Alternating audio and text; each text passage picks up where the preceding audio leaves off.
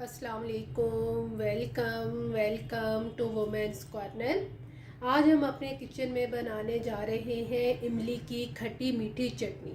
तो इसके लिए मैंने यहाँ पे तकरीबन 160 ग्राम मैंने इमली ली थी और 2 गिलास पानी के लेके नीम गरम करके उसके अंदर मैंने इसे भिगो दिया था। और अब इसकी जो गुठलियाँ हैं वो मैंने रिमूव कर ली हैं। इसके अलावा हमें जो चाहिए हरा धनिया, ये मैंने यहाँ पे हाफ कप लिया है। दरमियाने साइज़ का प्याज लेकर उसका हाफ हिस्सा हम यूज़ करेंगे।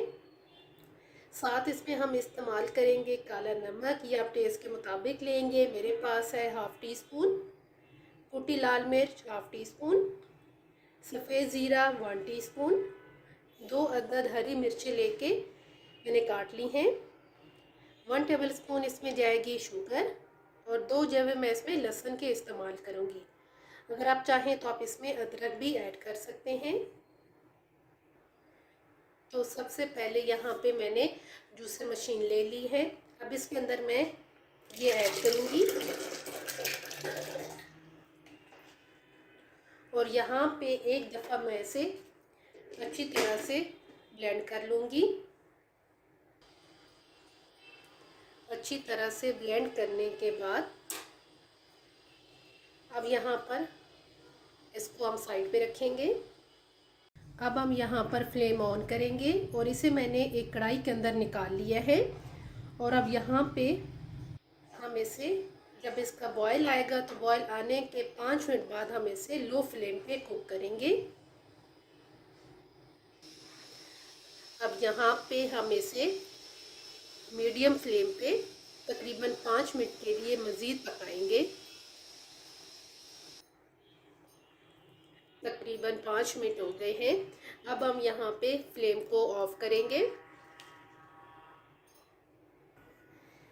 अब ये हमारे पास इमली का पल्प बन के बिल्कुल तैयार है।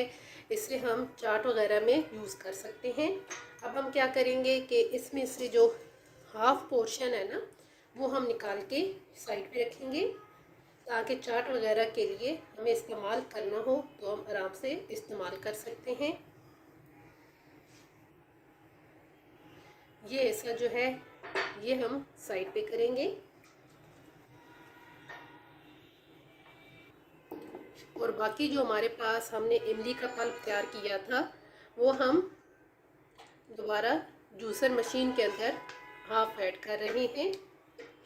जितनी आपने चटनी बनानी है उस हिसाब से आप ऐड कर लें। और यहाँ पे अब हम इसके अंदर सारे इंग्रेडिएंट्स ऐड करेंगे, जिसमें मेरे पास है प्याज, कुटी लाल मिर्च, इसके अलावा हरी मिर्चें, साथ इसमें जाएगी शुगर, साथ हम इसमें ऐड करेंगे काला नमक, साथ हम इसमें ऐड कर देंगे लहसुन के जवे, साथ ही इसमें ऐड करेंगे ज़ीरा और साथ ही हम यहाँ पर ऐड कर देंगे हरा धनिया। अब इन सारी चीज़ों को मैं अच्छी तरह से ब्लेंड कर लूँगी। अच्छी तरह से मैंने इसे ब्लेंड कर लिया है। अब मैं इसे किसी भी बर्तन या बाउल में निकाल लूँगी। तो यहाँ पे हमारे पास इमली की खट्टी मीठी चटनी भी बन के बिल्कुल तैयार है और साथ ही हमने यहाँ पे इमली का पल्प भी तैयार कर लिया है। इसको हम यहाँ पे अच्छी तरह से बंद करके इसे हम तकरीबन 1 महीने के लिए स्टोर कर सकते हैं। और ये जो खट्टी मीठी चटनी है इसे आप समोसे, पकौड़े या फिर आप इसे चिप्स के साथ एंजॉय कर सकते हैं। अगर आपको ये वीडियो अच्छी लगे तो हमारे चैनल को सब्सक्राइब करें, लाइक करें और शेयर करें।